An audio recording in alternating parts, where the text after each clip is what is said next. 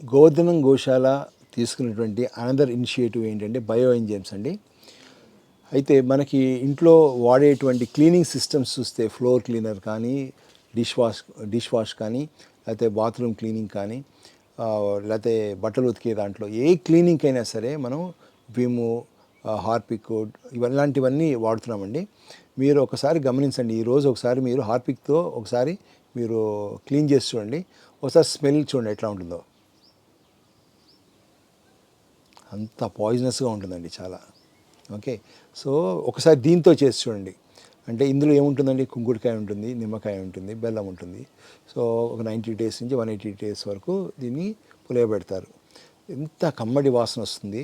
మళ్ళీ క్లీనింగ్లో కూడా on Paul ఈక్వల్గా నీట్గా ఉంటుంది. చక్కగా కాసేపు బ్రష్ చేసేసి 10 నిమిషాలు అలానే ఉంచేసి కడిగేసుకోవాలి. ఇలా దీంట్లో అన్నీ ఉంటాయండి, అన్ని క్లీనింగ్ ఉంటాయి. చివరికి మనకి షాంపూ కూడా ఉంటుందండి దీంట్లో. ఫ్లోర్ క్లీనర్ ఉంటుంది, డిష్ వాష్ ఉంటుంది, బట్టలు ఉతకడానికి ఉంటుంది, బాత్రూమ్ క్లీన్ చేయడానికి ఉంటుంది, అన్నిటికీ క్లీనింగ్ ఉంటుంది. మీరు కూడా తయారు చేయండి, మేమే కాదు, అందరూ తయారు చేయండి, అందరూ వాడండి. అంటే మనకి ఈ క్లీనింగ్ సిస్టంలోనే మనకి మేజర్గా క్యాన్సర్ అటాక్ అవుతుంది.